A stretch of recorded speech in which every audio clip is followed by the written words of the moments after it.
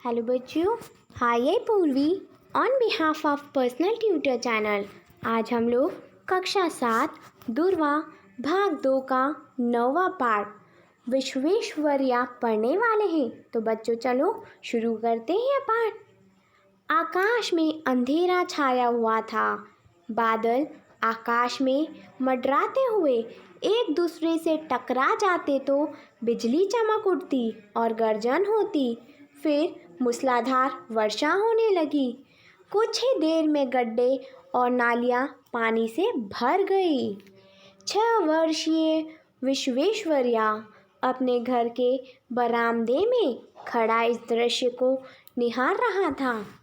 गली में पंक्तियों में खड़े पेड़ बारिश में धुल जाने के कारण साफ व सुंदर दिखाई दे रहे थे। पत्तियों और टहनियों से पानी की बूंदें टप टप गिर रही थी। थोड़ी ही दूरी पर हरे भरे धान के खेत लहलहा रहे थे। जहाँ विश्वेश्वरैया खड़ा था वहीं निकट की नाली का पानी उमड़ घुमड़ रहा था।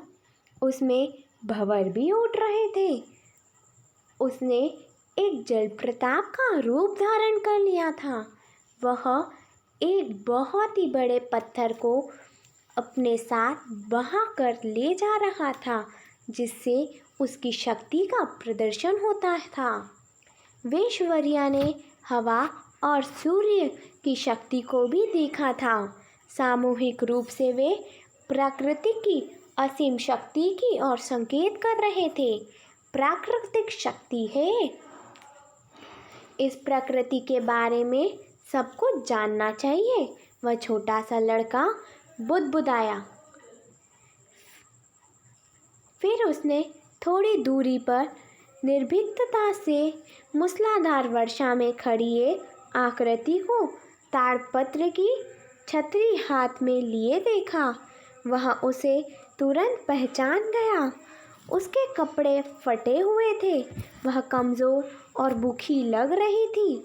वह एक झोपड़ी में रहती थी। उसके बच्चे कभी स्कूल नहीं जाते। वह गरीब थे।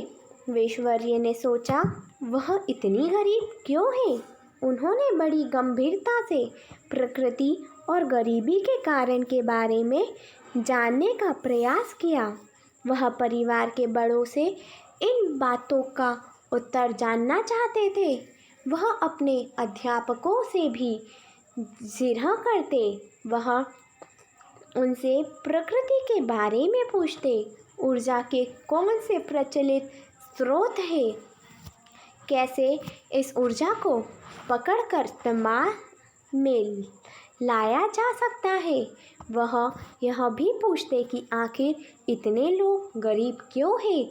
नौकरानी फटी साड़ी क्यों पहनती है? वह झोपड़ी में क्यों रहती है? क्या उसे अपने बच्चों को स्कूल नहीं भेजना चाहिए? धीरे धीरे इस लड़के को प्रकृति और जीवन के बारे में अंतर्दृष्टि प्राप्त होने लगी। उन्हें महसूस हुआ कि ज्ञान असीमित है। उसे बिना रुके सीखते रहना होगा।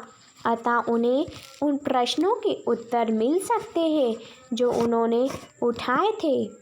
उन्होंने निश्चय किया कि वह जीवन पर्यंत तक छात्र बने रहेंगे, क्योंकि बहुत कुछ सीखना बाकी है।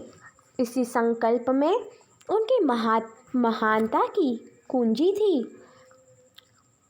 मोक्षगुंडम विश्वेश्वरैया का जन्म मैसूर, जो अब कर्नाटका में है, के मुर्देनाहल्ली नामक स्थान पर 15 सितंबर 1861 को हुआ था। उनके पिता वैद्य थे। वर्षों पहले उनके पूर्वज आंध्र प्रदेश के मोक्षगुंडम से यहाँ आए और मैसूर में बस गए थे।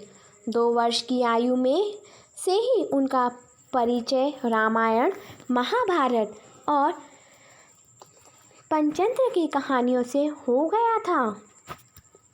ये कहानियाँ हर रात घर की वृद्ध महिलाएं उन्हें सुनाती थीं। कहानियाँ शिक्षाप्रद व मनोरंजक थी। इन कहानियों से विश्वेश्वरैया ने ईमानदारी, दया और अनुशासन जैसे मानवीय मूल्यों को आत्मसात किया। विश्वेश्वरैया चिकबल्लापुर के मिडिल व हाई स्कूल में पढ़े। जब उन्हें गॉड सेव द किंग, ईश्वर राजा को सुरक्षित रखे वाला गीत गाने को कहा गया तो उन्हें पता चला कि भारत एक ब्रिटिश उपनिवेश है। अपने मामलों में भी भारतीयों को कुछ कहने का अधिकार न था। भारत की अधिकांश संपत्ति विदेशियों ने हड़प ली थी। क्या उनके घर में काम करने वाली नौकरानी विदेशी शासन के कारण गरीब है? यह प्रश्न विश्वेश्वरैया के मस्तिष्क में उमड़ता घुमड़ता रहा। राष्ट्रीयता की चिंगारी जल उठी और उनके जीवन में यह अंत समय तक चलती रही। विश्वेश्वरैया जब केवल 14 वर्ष के थे तभी उनके पिता की मृत्यु हो गई। क्या वह अपनी पढ़ाई जारी रखे? इस प्रश्न पर तब विचार विमर्श हुआ जब उन्होंने अपनी माँ से कहा, अम्मा, क्या मैं बेंगलुरु जा सकता हूँ? मैं वहाँ मामा रामैया के यहाँ रह सकता हूँ। वहाँ मैं कॉलेज में प्रवेश ले लूँगा। पर बेटा, तुम्हारा मामा अमीर नहीं है, तुम उन पर बोझ क्यों बनना चाहते हो? उसकी माँ ने तर्क किया। अम्मा, मैं अपनी ज़रूरतों के लिए स्वयं कमाऊँगा। मैं अपने बच्चों को ट्यूशन पढ़ा दूँगा। अपनी फ़ीस देने और पुस्तकें खरीदने के लिए मैं काफ़ी धन कमा लूँगा। मेरे ख्याल से मेरे पास कुछ पैसे भी बच भी जाएंगे जिन्हें मैं मामा को दे दूँगा। विश्वेश्वरैया ने समझाया। उनके पास हर प्रश्न का उत्तर था। समाधान ढूंढने की क्षमता उनके पूरे जीवन में लगातार विकसित होती रही और इस कारण वह एक व्यवहारिक व्यक्ति बन गए।